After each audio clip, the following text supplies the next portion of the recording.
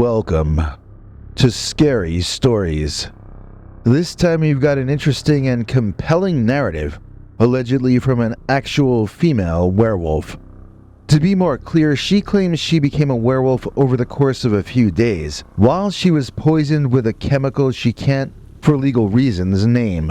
This is obviously a very far-out claim to make, without strong evidence to back it up, and she's only providing us with her word here and nothing more. For that reason, we want it clear that we are presenting this for entertainment purposes only, and we have no idea if any of this is factual beyond the setting, which we know is real.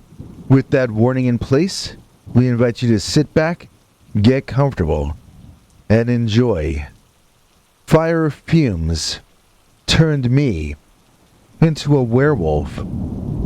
Dear Scary Stories NYC, I want to be as anonymous as possible, while alerting your viewers that I have another story about artificial agents turning someone into a werewolf, or something that I guess you'd have to describe as a werewolf.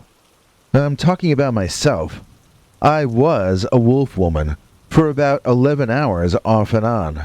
I am seeing a very special secret doctor now who I can't name. He says the reason it happened was because I was poisoned, and that unless I get poisoned again in the same way in the future, I am unlikely to ever transform another time.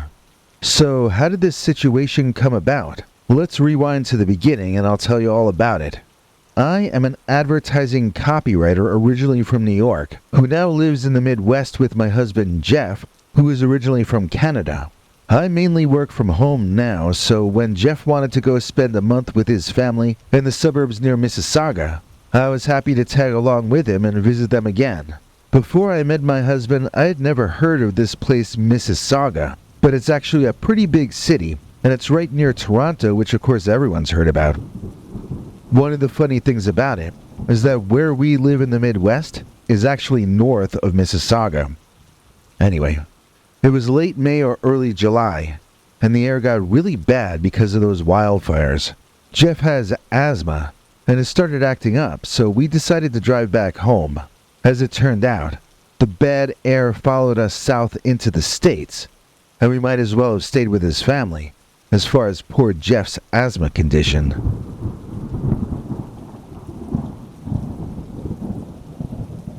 He's still dealing with it as I write this. My situation was more extreme in the short term, but I wouldn't trade places with Jeff. This is a hard time for him, and I'm trying to be there for him. I feel selfish returning to talking about myself, but I am the one who became the werewolf, and that's the point of this email. So please forgive me as I'm about to blab about myself on end. On the way back I was going to do all the driving, but weirdly only like a half hour into the drive, I was the one who started feeling a shortness of breath. Jeff took over driving for a while, but then I asked him to let me out of the car. I ran off into the woods by the side of the roadway, and I'm not even sure why. I grew increasingly disoriented and was almost immediately lost.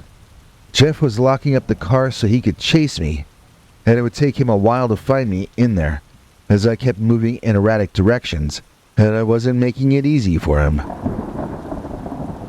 I hear people who claim to have been a werewolf talking about the ears changing first for them, and now that I'm becoming part of the community of people who experience things like this, I hear more and more of these stories. For me though, it was the hands that first began changing drastically, as if a million years of evolution were playing out in seconds in front of me. My fingers grew longer, grew shorter, and then I only had 3 fingers. Then I had 7 or 8 on each hand. It felt like my bones were being melted down and reformed, and I screamed in utter horror as I watched and listened.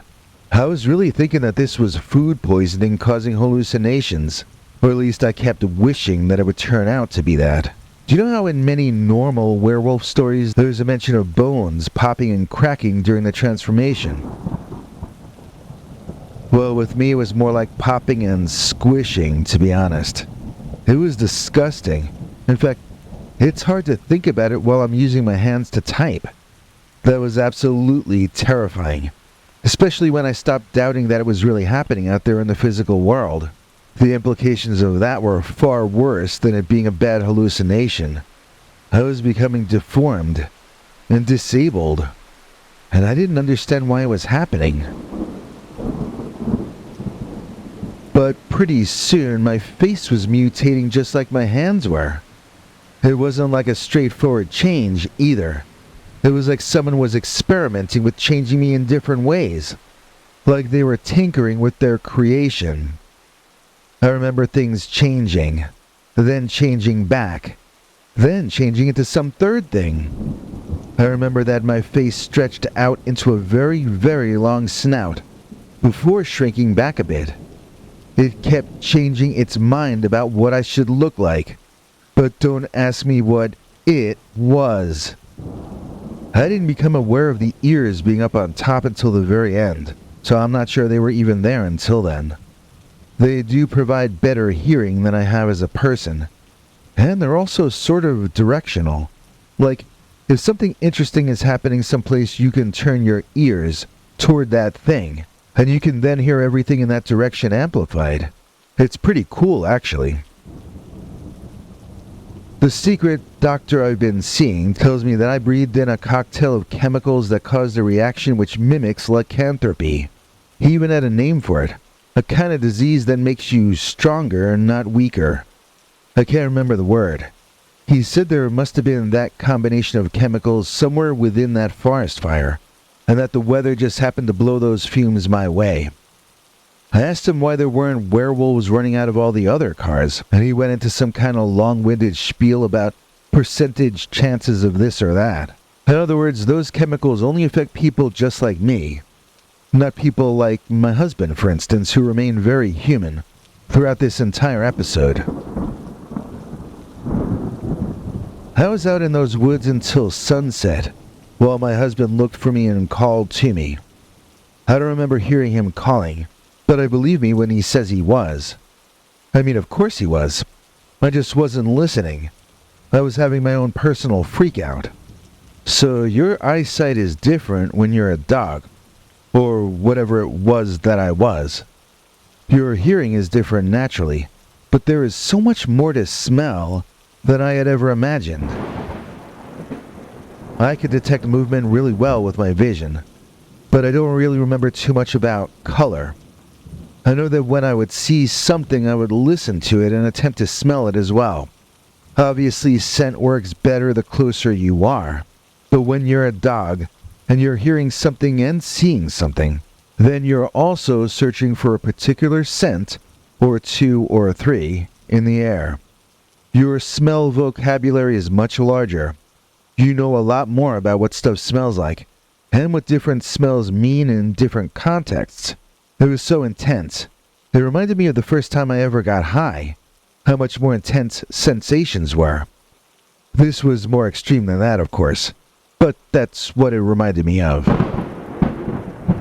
I can sit here and discuss the more pleasant or amazing aspects of the transformation, but since I didn't understand what was going on, none of this was pleasant in real time as it happened.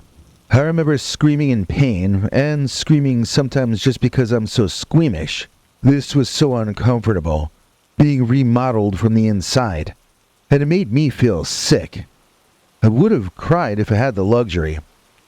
My heart was beating so fast, I kept running in circles and screaming. Soon the screams sounded more like howls. I could see my face extended out under my eyes into a snout, like an animal snout. I think I said before that it started very long, like a snout on a greyhound almost. But it soon drew back closer to my face into something more like a werewolf from a movie or a book. I kept my long blonde hair the entire time, and most of the fur I was growing all over my body seemed to be blonde to white to silver. As the transformation mostly progressed toward me becoming a canine and human hybrid, my attention shifted to things that a dog is interested in, or a wolf or a predator in general. I became interested in food, basically. Food and sex, but since I wasn't around any handsome male werewolves, My mind stuck to the food. I saw a bird up on a branch in a tree singing a lovely song, somehow flinging my body upward into the air. I ricocheted myself off of the trunk of one tree, up to the branch the bird was singing on. From there, I snatched the bird out of the air and fell back to earth, having eaten the thing before touching down. From there I caught the whiff of something I liked. Something tasty. Something cooking over a fire. I stood and walked in the direction of the cooking food. Someone was making wieners over the campfire, and I wanted my fair share. I was planning on taking my fair share, and my unfair share too.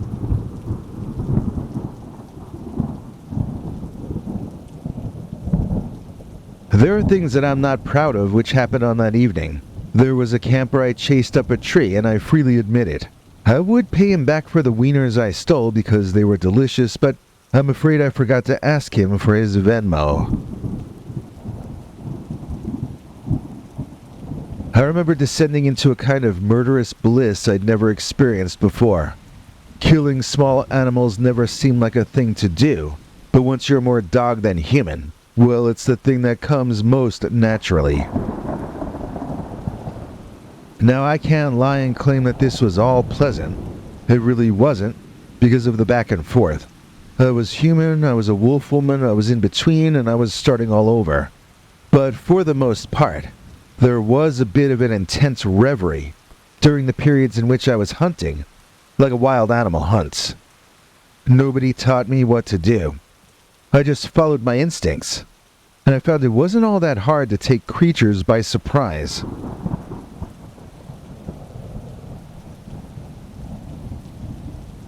I found that their blood tasted finer than the most expensive meal at the finest restaurant, but I can't explain to you why. I came upon a bobcat eating something, and it grew furious at my approach. I scared it off and I ate its kill. That's the state of mind I was in.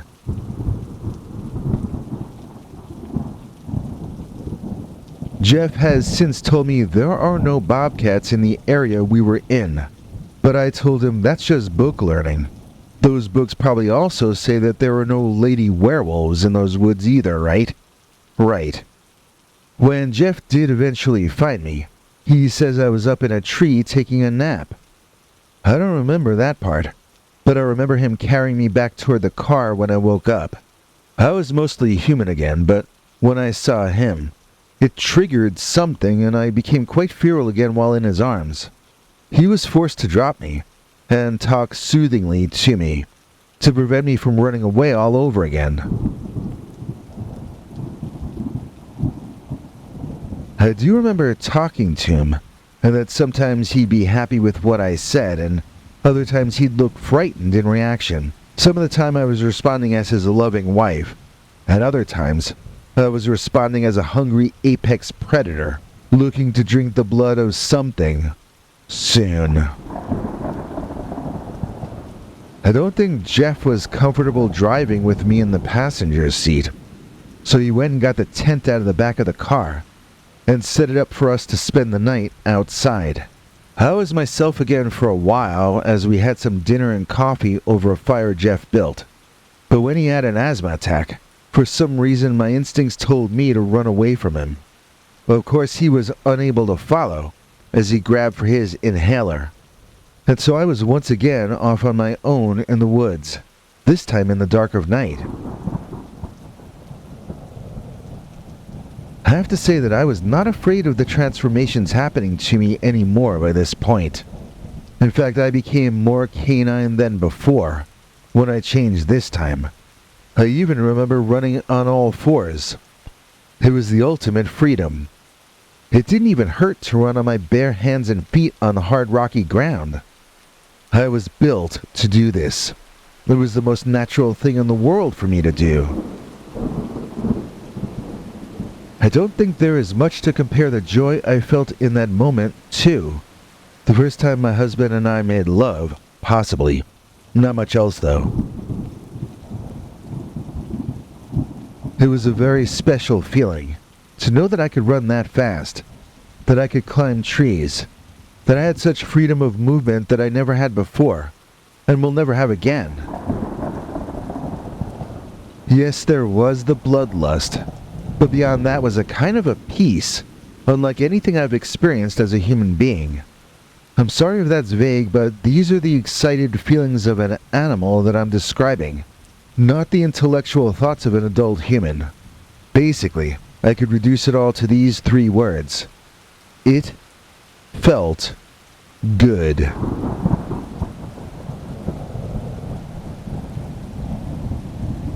That night I saw things that humans don't see, that we can't see.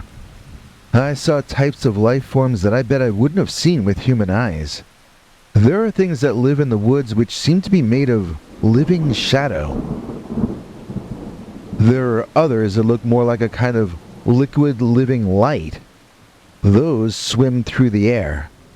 I found them beautiful to watch, but their vibration and smell was deadly. I think they were electrified or something. I don't know what animated the shadow beings, but the light beings seemed electric.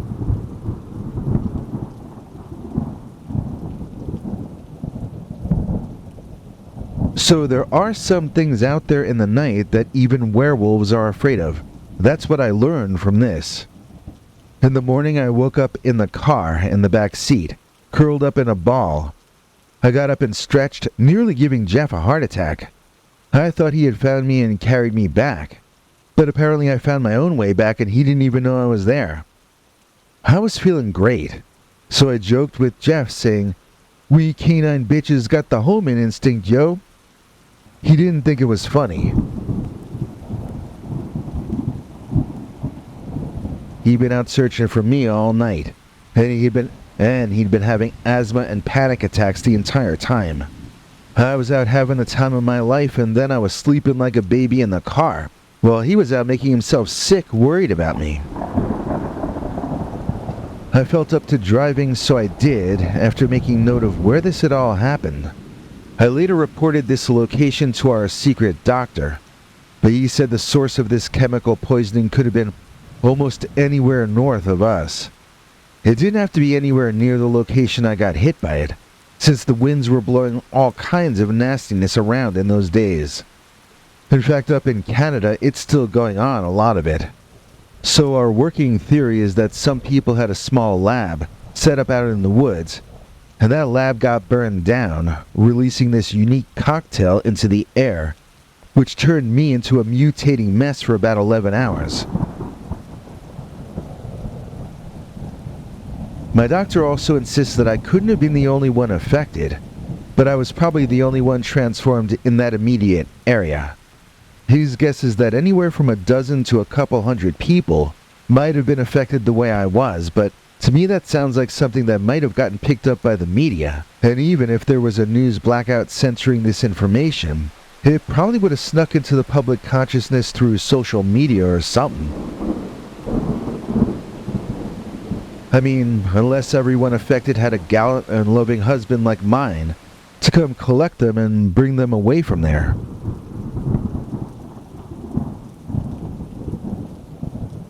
Maybe everyone it happened to is as motivated as I am to keep quiet about it.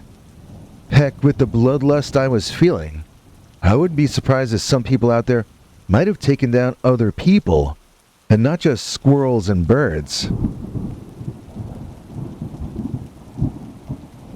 Well, I'm fine now. I seem to have no lingering after effects from any of this.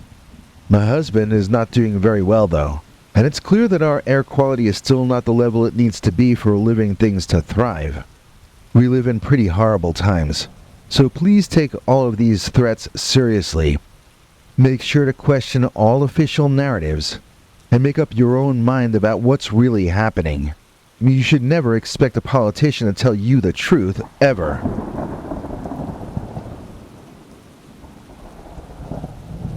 Find out for yourself, and take care of each other. This is me signing out.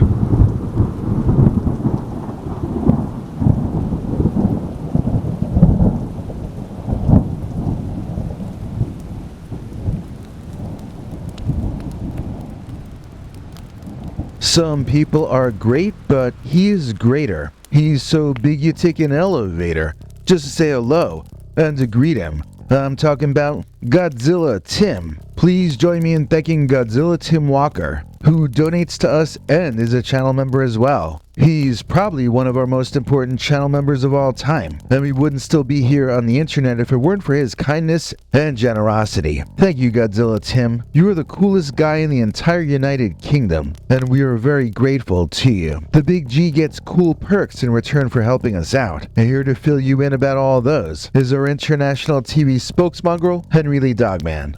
Hank? Thanks, Biggie, and thanks to all of you for watching this far. If you liked it, please click like. If you'd like to see more of our work, please subscribe. And also click that bell icon if you'd like to be notified when we put out a new episode. To become an executive producer, you can donate to us through the thanks button under each of our videos or through our paypal.me/PeterBernard209 page.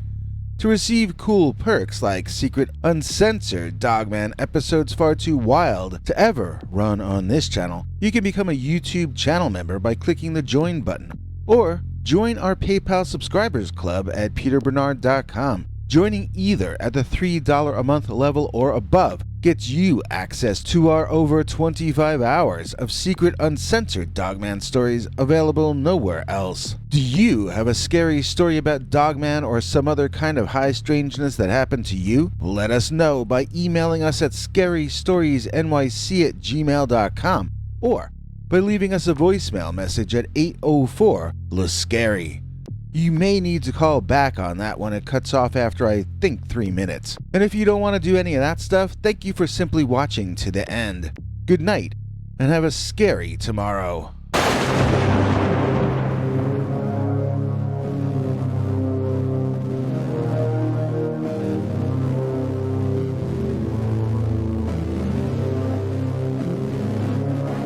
Come back for more scary stories.